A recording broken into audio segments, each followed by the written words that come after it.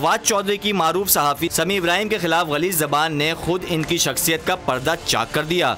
इख्तलाफात का हक सबको हासिल है, मगर क्या किसी शरीफ और महज़्ज़ब शख्स की जानिब से ऐसी बेहुदा और शर्मनाक ज़बान की तवक्को की जा सकती है, वो भी एक वजीर से। अवाम की तरह सियासी और मजहबी क़यादत भी फवाद चौधरी की इस शर्मनाक हरकत पर हैरान है। सियासी क़यादत ने फवाद चौधरी की सख्त मजम्मत करते हुए तहरीक इंसाफ से नोटिस लेने का मुतालबा किया है। मुस्लिम लीग नून के रहनुमा राना सनाउल्लाह का कहना है कि एक वजीर और सरकारी पोजीशन रखने वाले शख्स को ज़ाब्तों का खास ख्याल रखना चाहिए। इख्तलाफ करना हक, मगर बद तहजीबी का हक किसी को नहीं। मिनिस्टर को तो एक सरकारी पोजीशन बंदे के पास हो, उसे तो बिल्कुल जो है वो रूल्स का ज़ाब्ते का पाबंद होना पड़ता है। उनकी किसी कही हुई बात से इख्तलाफ है तो वो ठीक है, इख्तलाफ अपना सामने रखें, विद आर्गुमेंट बात करेंगे।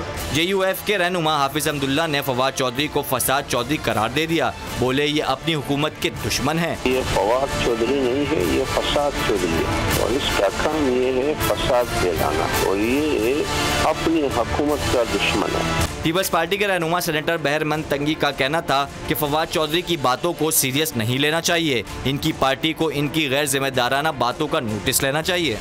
जब हुकूमत के वक्त होती है और उसके कोई फेडरल मिनिस्टर होते हैं तो उनको तो ऐसे अल्फाज इस्तेमाल करना चाहिए ताकि अगर कोई बंदा उनके बारे में गलत या सख्त अल्फाज इस्तेमाल करे उनको उसका रिएक्शन भी नहीं करना चाहिए। मुस्लिम लीग नून के रहनुमा दानियाल चौधरी का कहना है कि किसी भी वफाकी वजीर को इस तरह की बातें जेब नहीं देती। किसी मिनिस्टर को ये नहीं होनी चाहिए कि वो ऐसे बिलो द बेल्ट और ऐसे अल्फाज यूज करें। जामिया बनूरिया के मुफ्ती जुबैर ने वजीर साइंस टेक्नोलॉजी को वजीर नफरत, बुग़्ज़ और इनाद का वजीर करार दे दिया। इन्होंने सवाल किया कि क्या फवाद चौधरी के गैर जिम्मेदाराना बयानात हुकूमत की पॉलिसी है। बहुत दुख के साथ कहना पड़ता है, कोई शख्स वजीर सनात व तिजारत होता है, ये साहब तो वजीर नफरत व अदावत बन गए हैं, ये वजीर बुग़्ज़ व इनाद बन गए हैं। इनकी ये गुफ्तगू और इनकी ये जुबान और इनकी ये तर्जमानी ये मौजूदा हुकूमत की ऑफिशियल पॉलिसी है।